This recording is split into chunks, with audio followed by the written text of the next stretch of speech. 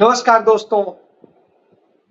लोकसभा चुनाव 2024 के तीसरे चरण के बीतते बीतते हमारे प्रधानमंत्री नरेंद्र मोदी को के मुंह से आपने अदानी और अंबानी का नाम सुना होगा। क्या इसके पहले उनके मुंह से कभी अदानी अंबानी का नाम सुना था? क्या उन्होंने एक बार भी अदानी अंबानी का नाम लिया था? लेकिन देश के एसेट के तमाम उनके हाथ चले गए। क्या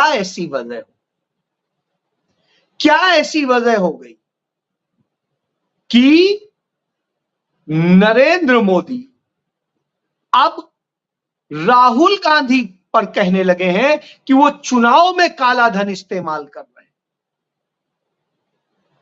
क्या ऐसी बात हो गई कि प्रियंका गांधी ने जब रायबरेली में कमान संभाली तो मोदी और भाजपा के होश उड़ गए? और क्या प्रियंका गांधी ने आज रायबरेली में घोषणा कर दी कि आने वाले समय में वही रायबरेली की सांसद होंगी? जी हां, आज यही सवाल है। और यह सवाल क्यों है? क्योंकि जनता से जुड़े हुए आज देश में संविधान बचाने, देश के नागरिकों के अधिकार बचाने, उनको सही मार्ग पर ले जाने, उनके विकास की सकारात्मक दिशा देने को लेकर के लड़ाई लड़ी जा रही। तो दूसरी तरफ नरेंद्र मोदी का विकसित भारत है, जिसका वो सपना दिखाते हैं, जिसमें संविधान नहीं होगा, बादशाह जो कहेगा वही कानून होगा, और जिसमें लोकतंत्र नहीं होगा, सिर्फ लोकतंत्र का तड़का होगा। और वह स्थिति होगी कि जो बड़ी बड़ी इमारतें खड़ी होंगी, बड़े बड़े एसेट्स खड़े होंगे, और वो अदानी अंबानी जैसे तमाम पूंजीपतियों के होंगे, लेकिन उसी के सामने भिखारियों की बस्ती होगी, जिसे कहा जाएगा ढक के रखो, छिपा के रखो। फूलों की बाड़ लगा दी जाएगी, जिससे साहेब लोगों को खराब ना लगे, लेकिन यह भी एहसास हो कि देखो सामने हमारी प्रजा रहती है। जी हां, आज यही हालात, और इन हालात के बीच में लड़ाई चल रही है। जब इन हालात के बीच में लड़ाई चल रही हो, उस वक्त में तमाम तरह के नैरेटिव बनाने की कोशिश होती है, तमाम चीजों को छिपाने की, तमाम चीजों को बदलने की कोशिश होती है। और जब यह कोशिश होती है तो समझ में आता है, अब पहले ही आ जाता हूं, कि नरेंद्र मोदी ने आज पहली बार अडानी अंबानी का नाम लिया। और जब उन्होंने अडानी अंबानी का नाम लिया तो ये कहा कि अडानी अंबानी को भर भर के गालियां देने वाले आजकल अडानी अंबानी का नाम नहीं लेते हैं, क्योंकि तमाम काला धन उन्होंने दिया है, जिससे उनका वो चल रहा है। बड़ी अच्छी बात कही भाई, मुझे इतना अच्छा लगा। मैंने कहा वाह मोदी जी वाह, आपको ध्यान तो आया अडानी अंबानी का, और ध्यान तो आया काले धन का।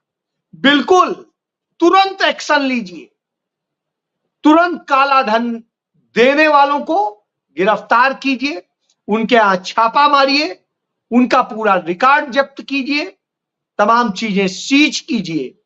और जो जो पैसा राहुल गांधी ने, कांग्रेस पार्टी ने या किसी ने भी लिया है काले धन का, तुरंत उसको जब्त कीजिए, उनको गिरफ्तार कीजिए, उनके खिलाफ कार्रवाई कीजिए।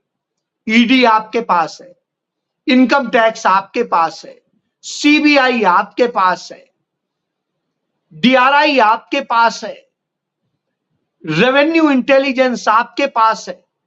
और पुलिस आपके पास है, सीआरपीएफ आपके पास है, बीएसएफ आपके पास है, सीआईएसएफ आपके पास है, और यही नहीं, सेना भी आप ही के पास। करिए एक्शन, तुरंत लीजिए, घेरिए, हर चीज को जब्त कीजिए। यह होना ही चाहिए। यदि ऐसा है तो निश्चित रूप से होना चाहिए। लेकिन क्या आप यह करने की हिम्मत रखते हैं? और क्या आप कर पाएंगे? और क्या आप जो बोल रहे हैं वो सही बोल रहे हैं, या एक झूठ फैलाने का जो आपका क्रम है, उसी क्रम में ही यह दूसरी कड़ी है, तीसरी कड़ी है, चौथी कड़ी है? जी हां, क्योंकि 3 अप्रैल 2024 से लेके 7 तारीख यानी 7 मई तक राहुल गांधी ने 103 बार अपनी सभाओं में अडानी का नाम लिया है। अडानी के ऊपर तमाम सारी बातें कही और उनके भ्रष्टाचार पे भी कही है, उनके मोदी सरकार से गठजोड़ पर भी कही। वहीं दूसरी तरफ अंबानी का भी उन्होंने 30 बार नाम लिया है और 30 बार नाम लेते हुए उन पर भी उसी तरीके से निशाना साधा, चाहे देश के एसेट्स को लेकर हो, चाहे काले धन को लेकर हो, चाहे देश के अधिकारों को लेकर या संविधान को लेकर। यही वजह है कि पहले कभी राम मंदिर, कभी हिंदू मुस्लिम, कभी पाकिस्तान, कभी कुछ और करते करते जब इतना तंग आ गए, कुछ नहीं मिला, तो साहब क्या कहते हैं कि राहुल गांधी ये क्यों नहीं कर रहे, उनको काला धन दे रहे हैं अडानी अंबानी, वो उनका नाम नहीं ले रहे। तब आप समझिए कहां पे आ गए, क्योंकि राहुल गांधी ने कल ही अडानी पर कड़ा हमला किया और साफ साफ कहा कि आप किसकी सरकार चाहें, अडानी अंबानी की या देश के संविधान को बचाने वालों की, देश के लोगों के अधिकारों की रक्षा करने वालों की। तो इससे समझिए, आज इसको लेकर के प्रियंका गांधी ने बड़ा तगड़ा जवाब दिया। उन्होंने नरेंद्र मोदी को उनका आईना दिखाया और यह आईना वो उस धरती से दिखा रही थी जहां आज से 103 साल पहले पंडित जवाहरलाल नेहरू और पंडित मोतीलाल नेहरू पहुंचे थे किसान आंदोलन के सिलसिले में। और तब किसानों ने आंदोलन किया था तत्कालीन ब्रिटिश सरकार के खिलाफ, और वो लड़ाई लड़ी गई थी। तब पंडित मोतीलाल नेहरू और पंडित जवाहरलाल नेहरू वहां गए थे और उसको लीड किया था और उनकी लड़ाई में साथ खड़े हुए, उन्हें पूरा सपोर्ट दिया था, तन मन धन तीनों से।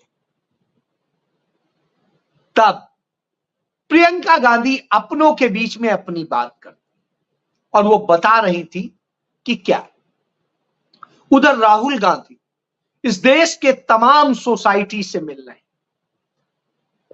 तमाम सामाजिक लोगों से मिलते हुए उनकी बात समझ रहे हैं और उनके आधार पर दूसरी चीजें कर रहे हैं, जिससे देश कैसे जोड़ा जाए, कैसे देश को न्याय मिले और कैसे जो अन्याय हुआ है उससे बचाया जाए।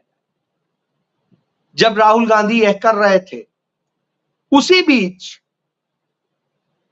उनके परिवार से संपर्क रखने वाले उनके पिता के मित्र और ओवरसीज कांग्रेस के अध्यक्ष सैम पित्रोदा यह बता रहे थे कि भारत में विविधता कैसी है, कहीं वो किसी अरब देशों की तरह है, कहीं पर किसी और देश की तरह है, कहीं किसी और देश की तरह से, और इतने देशों की संस्कृति एक साथ है, बावजूद इसके सारे भाई बहन की तरह से प्रेम से रहते। लेकिन साहब जैसे होता है, नरेंद्र मोदी ने तत्काल उसे यूं करके पेश किया कि अरे वो तो द्रौपदी मुर्मू को कह रहे हैं। क्यों यह शब्द कह रहे हैं?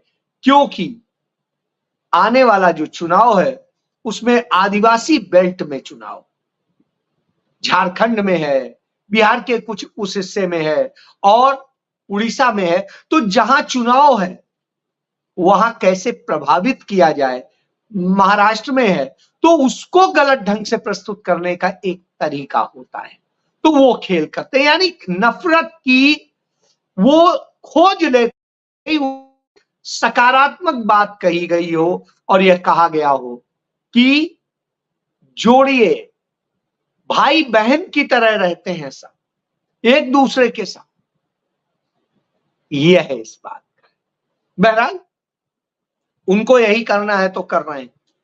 तो प्रियंका गांधी इन दिनों अपने भाई राहुल गांधी के लिए अमेठी में प्रचार कर रही है, और जब अमेठी और रायबरेली और अमेठी में प्रचार कर रही है भाई और अपने साथी किशोरीलाल शर्मा के लिए, तो जब वो ये प्रचार कर रही तो आज वो अमेठी में थी, रायबरेली में थी, और रायबरेली में वो कहती हैं कि रायबरेली से हमारा जो रिश्ता है, मेरी मां ने राहुल भैया को यहां भेजा आपके पास, और वो आपके लिए लड़ रहे हैं, आपकी बात कर रहे हैं, और उन्होंने सारी बातें बताई कि ये लड़ाई किस चीज की है और विचारधारा क्या है।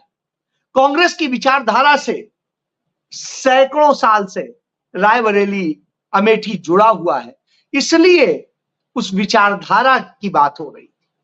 और जब विचारधारा की बात हो रही तब वो कह रही थी कि जब जब हमसे गलती हुई तो आपने हमें ताकीद भी किया है, इसलिए जरूरी है कि आप हमें इसी तरह से बताते रहें।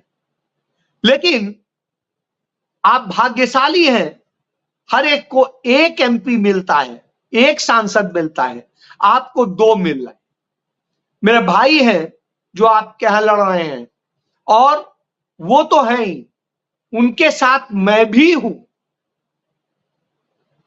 जो लोग कह रहे थे, मैं ये बात बार बार कहता हूं कि इस सीट पर इस देश का प्रधानमंत्री जीतेगा और उसका नाम राहुल गांधी होगा, और राहुल गांधी होगा तो प्रियंका गांधी ही उनकी प्रतिनिधि होंगी, और वही फिर रायबरेली को रिप्रेजेंट करेंगी। यानी रायबरेली की असली सांसद प्रियंका गांधी ही होंगी।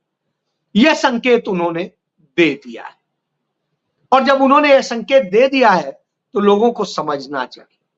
वो हर एक के बीच में जा रही हैं, हर एक को समझती हैं, और जितना उन्होंने रायबरेली और अमेठी में गली गली और जगह घूमा है, उससे आप समझ सकते। उन्होंने एक बड़ी बात कही कि आपके ही बीच मैंने बोलना सीखा, भाषण देना सीखा, आपके ही बीच मैंने संचालन करना सीखा, आपके ही बीच हमने सारी बातें करनी सीखी। तो आप हमारे हैं, हम आपके हैं, हम आपके साथ कंधे से कंधा मिलाकर चलेंगे। जब वो एक कहती हैं तो इतनी आत्मीयता से कहती हैं कि लोग उनसे जुड़ते हैं। उधर इसी से भारतीय जनता पार्टी को समस्या हो जाती। भारतीय जनता पार्टी नफरत फैलाने के लिए, तमाम तरह के संकट पैदा करने के लिए जो खेल करती है, उस खेल के हिस्से आप समझे। वो लगातार वहां पर वो कराना चाहती है कि दोनों भाई और बहन में कैसे लड़ाई हो। इसके लिए कांग्रेस से निकाले गए प्रमोद कृष्णन के जरिए वो बयान दिलाती है कि भाई बहन में लड़ाई चल रही है। लेकिन रायबरेली देख रही है भाई बहन का प्यार कितना है, अमेठी देख रही है कि भाई बहन का प्यार कितना है, और वही देश देख रहा है। तब ऐसी स्थिति में सवाल उठता है कि आखिर भारतीय जनता पार्टी परिवारों में लड़ाई कराने का काम क्यों करती है। तब आता है सामने कि वास्तव में ये यही सब करके सत्ता में बैठे हैं, इसलिए ऐसा। आप याद करिए, जिनके साथ बैठे, जिस थाली में इन्होंने खाया उसी में छेद किया। उदाहरण दे देता हूं, आप याद करिए, जम्मू कश्मीर में पीडीपी के साथ बैठे, पीडीपी को ही खत्म कर गए, उसी को खा गए, और साहब वहां पे खड़े। उसके बाद में आप लद्दाख में देखिए, लद्दाख की लोकल जो है वहां की आदिवासी और सबकी जो वहां की पार्टी थी उसके साथ खड़े हुए, उसे खा गए और अपने आप को। इसके बाद में पंजाब में अकाली दल के साथ खड़े हुए और अकाली दल को ही खा गए, वो सामने है। हिमाचल में ऐसे हिमाचल की दो पार्टियां थी, उनको साथ लेकर खड़े हुए थे और वो दो पार्टियां खा गए। आगे हरियाणा में उन्होंने, हरियाणा में जो है जेजेपी के साथ अभी हाल के दिनों में रहे और जेजेपी को खा गए। उसके पहले भाइयों में लड़ाई करा दी थी लोकदल ने, इनेलो जिसे कहते हैं, इंडियन नेशनल लोकदल, और उसमें तुड़वा करके उससे पहले इंडियन नेशनल लोकदल को खा गए और लड़ाई कराई, फिर जेजेपी आई, जेजेपी को खा गए। तो साहब ये करते हैं। इसी तरीके से उत्तराखंड में उत्तराखंड जो है बचाओ और तमाम तरह से दल थे, उन सबको खा गए। और फिर आप देखिए उत्तर प्रदेश में हो, बसपा के साथ ही इन्होंने सरकार बनाई और बसपा को ही खा गए। इसके बाद यदि आप बिहार जाएंगे तो इसी तरह बिहार में है, इसी तरीके से महाराष्ट्र में है, शिवसेना के साथ खड़े होते थे, शिवसेना को खा गए। और इसी तरह उन्होंने एनसीपी में पवार परिवार में लड़ाई करा दी और परिवारों को तोड़वा दिया।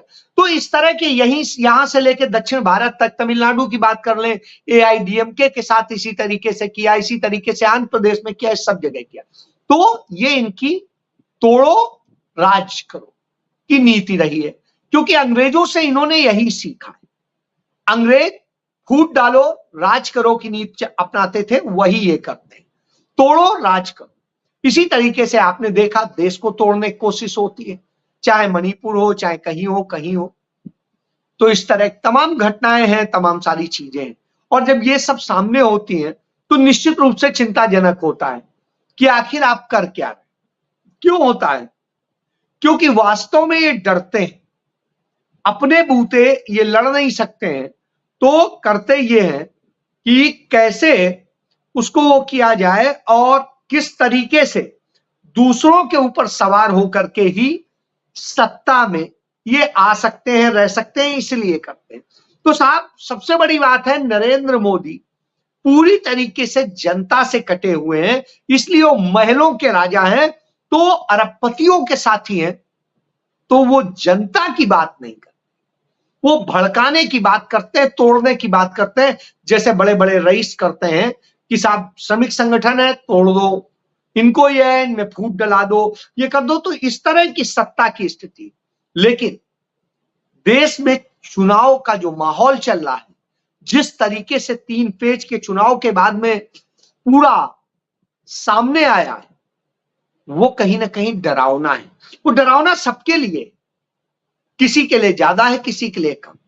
भारतीय जनता पार्टी के लिए इसलिए ज्यादा है क्योंकि वो सत्ता में है, और सत्ता में रहते हुए उन्होंने जितने वायदे किए थे, जितनी बातें कही थी, उन सब ने चिंता दी। पिछले कुछ दिनों से प्रधानमंत्री इसीलिए सफाई देते घूम रहे हैं। आज अदानी अंबानी पे कहा, इसके पहले कुछ और कहा, फिर कभी कहते हैं वो आएंगे तो ऐसा हो जाए। शायद अब वो अडानी के साये से डरने लगे। इसी डर के कारण पूंजीपतियों से कमाई तो ले ली, अब डर है कि कुर्सी सिंहासन चला गया तो जेल कौन जाए, क्योंकि तमाम जो भ्रष्टाचार किए हैं वो सामने। इस डर के कारण अब वो कहानियां बता रहे। बहरहाल इस देश की जनता समझदार है, वो जान चुकी है कौन उसके लिए कर रहा है, कौन किसी और के। तो इससे आप समझ सकते हैं ऐसी स्थिति में नरेंद्र मोदी आखिरी दिन गिन रहे हैं, और जब आखिरी दिन गिन रहे हो तब आप समझ सकते हैं वो तमाम तरह से बौखलाई हालत में तमाम तरह की बातें बोलेंगे, तमाम चीजें कहेंगे और ये दिखाने की कोशिश करेंगे। तो आप समझ सकते हैं। जय